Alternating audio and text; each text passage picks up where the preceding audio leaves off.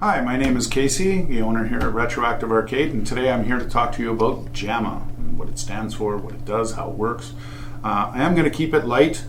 We are eventually going to break down absolutely every single piece of equipment that you're seeing in front of you, plus much more. So we will have videos on specific things. So if you feel like you've missed something, feel free to just move on and go to the next video, and then it'll just get more in depth as we go. I just want to keep it as simple as possible so that we're not either overwhelming you or have too much information in one video. So overall, basically we'll start with JAMMA and what it stands for. So it stands for Japan Amusement Machine Marketing Association, which obviously means that it was designed in Japan. It was basically set as a standard for PCBs for gaming so that they could swap game boards into different arcade cabinets, so they could reuse old arcade cabinets of games that either failed, died, or didn't work very well to make enough money. So they just, redecal cabinets and move on and go to the next one, put a new game system in it, and so on and so forth. So that's technically what it was designed for, and it became a standard that they just adopted all over pretty much the world. So this is what it looks like. Pretty standard, pretty straightforward.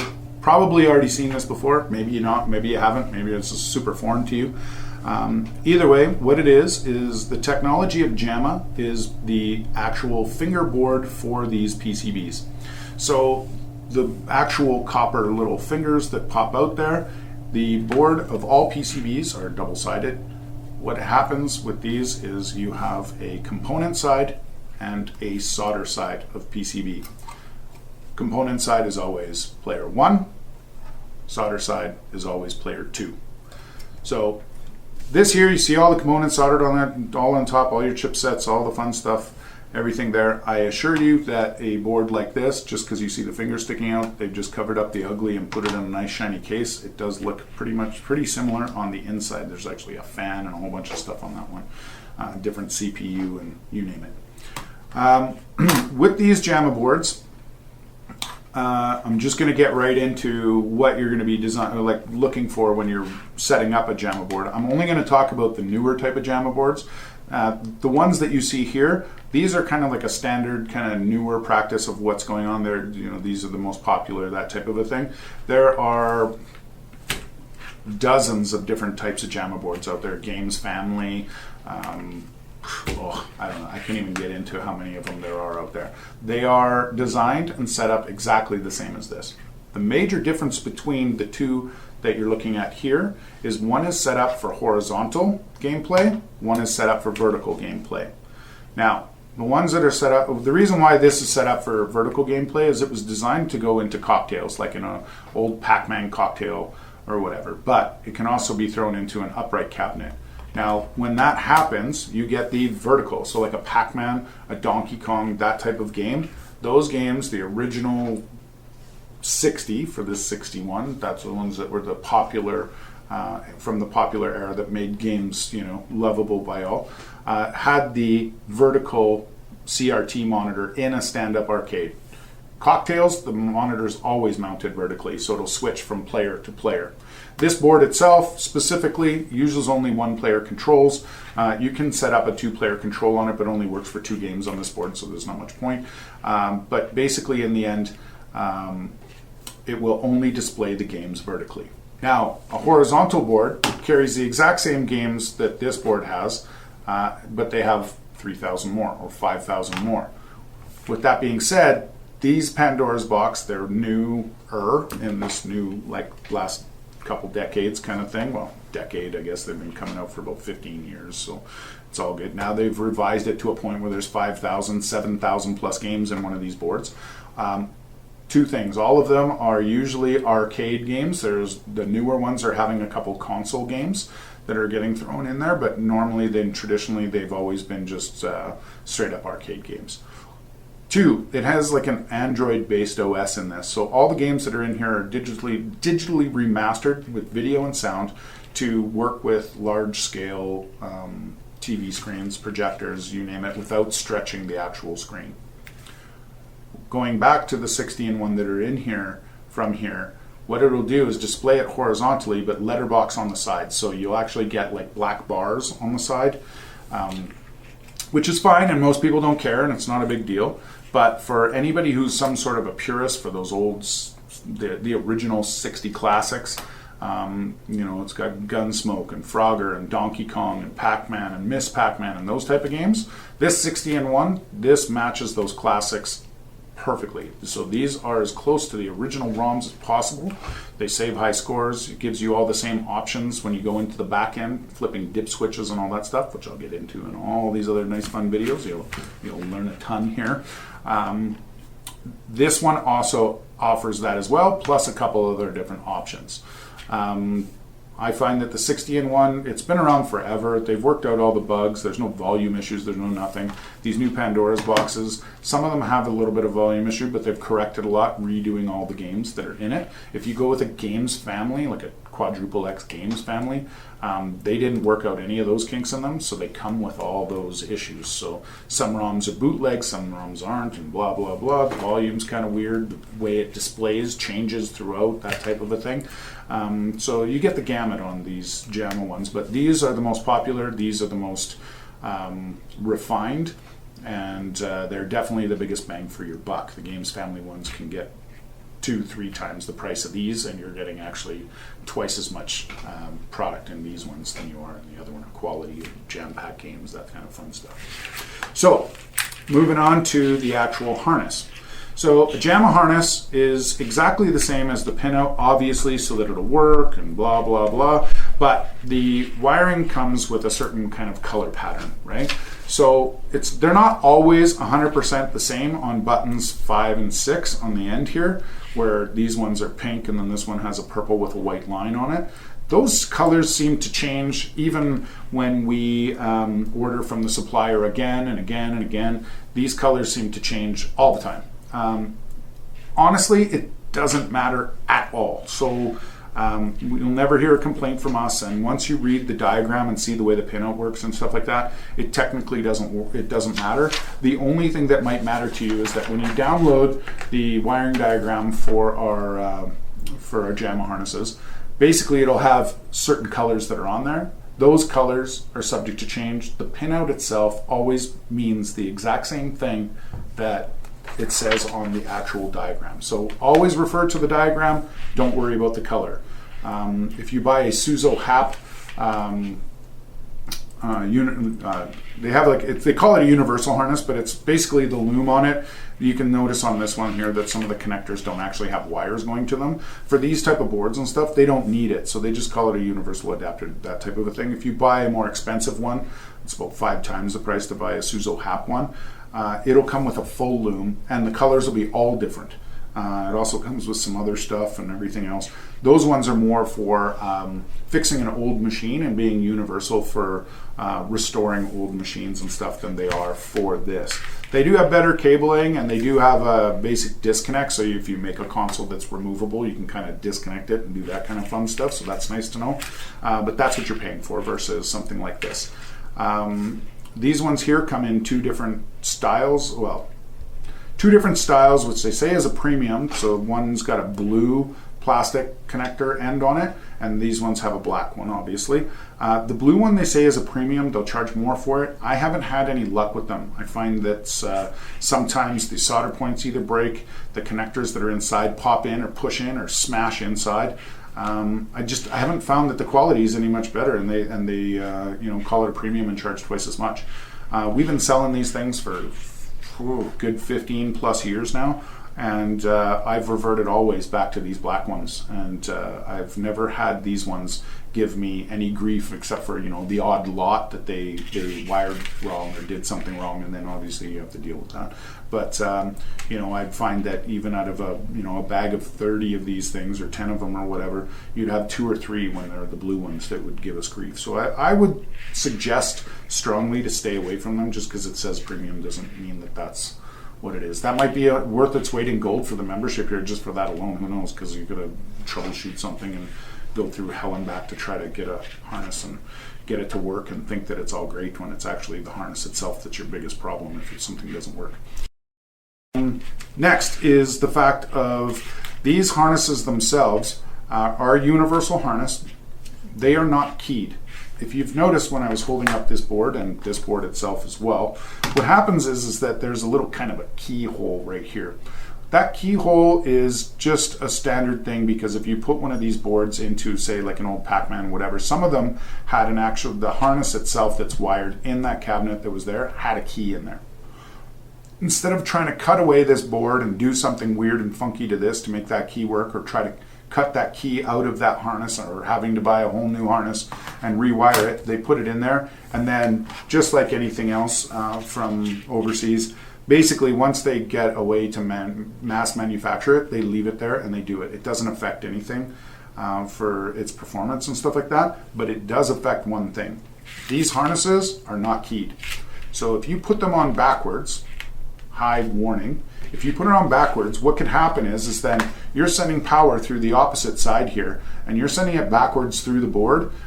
There's resistors and diodes and stuff in place in this board to allow for like key presses and stuff to turn it on and off, do all that stuff. If you put power through there, you're going to heat it up, melt it, burn out, whatever, and then all of a sudden you'll find a button, 2 buttons, 6 buttons, that type of thing, depending on how bad you did it. It could just be one button. It could be a random time when that button works and then doesn't work, works and doesn't work. There's so many different levels of the damage that you could do to it that sometimes where it doesn't really, you don't notice it right away or whatever. It all depends on how much power your power supply was putting out when you turned it on. If it gave a jolt, if your connection was connected fully, or if you left it on for half hour trying to figure out what the problem was, it'll just burn out the whole board. So watch out for that. Make sure that your power on this side here matches the same side as what you're seeing now. Obviously I'm upside down, right? But it shows you here on your diagram, which is life size. It's exactly the way it should be on here for size wise and everything else. It tells you the number layout and everything on your thing, and it shows the key on your actual diagram. It shows that key. So make sure that you pay attention to that. I could put it in, but then obviously you can't see the key and it's inserted onto the board and all that stuff anyway, so it doesn't really matter. But in the end, just make sure that that's a major issue. I think that's the biggest no-no that a lot of people just pass by. They don't pay attention and they put the thing on backwards, or you're troubleshooting and you're trying to get it to work, you're really excited, and then you plug it in the wrong way for the one time because you had it working and then it doesn't work and then whatever, and then you put it on backwards and it's all bad news. So take your time when you're touching this and connecting it for the first time, or connecting it all and powering it up. The other thing for that, and I mean, I could tell you to bench test this all day, which I will. I'll tell you to bench test everything all the time. Make sure that everything's working and doing its thing, because it leads to the next thing that's the biggest other issue that people have.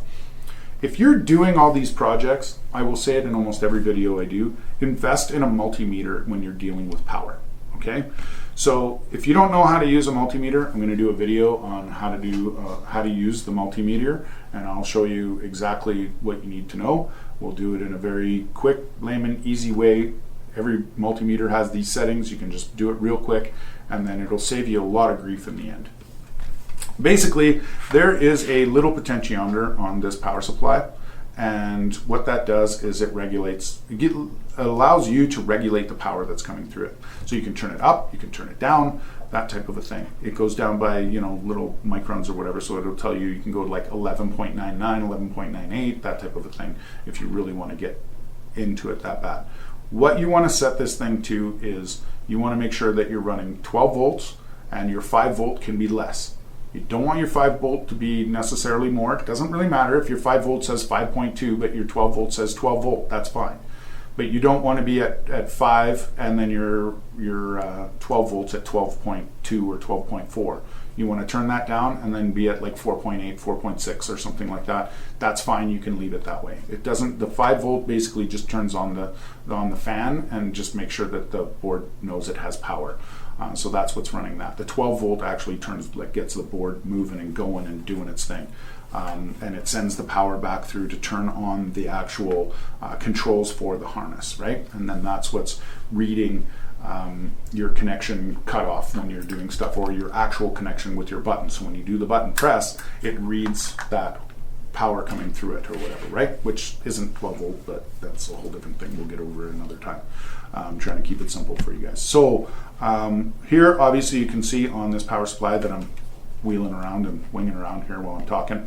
It's got a 5 volt, negative 5 volt, 12 volt, 2 grounds, and it's got your AC that's on there as well. It's not in that order. I can't see it right now. I'm showing the camera. But one thing that you don't need for any of this stuff is your negative 5. Okay? So if you're wondering why it's there, it's just because you have a switchable arcade supply and it's universal. And then they add that there just in case you're going to be doing something with that for an old machine or restoration and that type of a thing. On here I'm showing kind of a hole on the bottom. Okay, might not be able to see 100% what I'm showing you in here, but in here there's a pin with a wire on it, and then there's another pin that's bare and empty. This one here, you can see here, it says 230 and 115. Okay, so your 230 volts going to be for your European connection for power, obviously, and then your 115 is North American power. The Suzo HAP power supply comes like this, as you see it. The pin is on the 115. Okay, so it's already preset and ready to rock. Now your power supplies that you get that are generic come from Europe. Basically, in the end, they will be set to 220 or 230 right out of the gate. Okay, some of them come in, they all come in a nice little white box, but some of them come wrapped in cellophane. We don't open them, tamper them with them, or do anything when we sell them. So we send them to you as they come from the factory. I can guarantee you that it is already set at 220, 230, and you have to change it to 115. These ones actually have a little switch. You can take a key or whatever, as long as it's not plugged in, obviously, or a little mini screwdriver or your finger if you can fit it in there, and you just switch the switch over to 115 and you're good to go.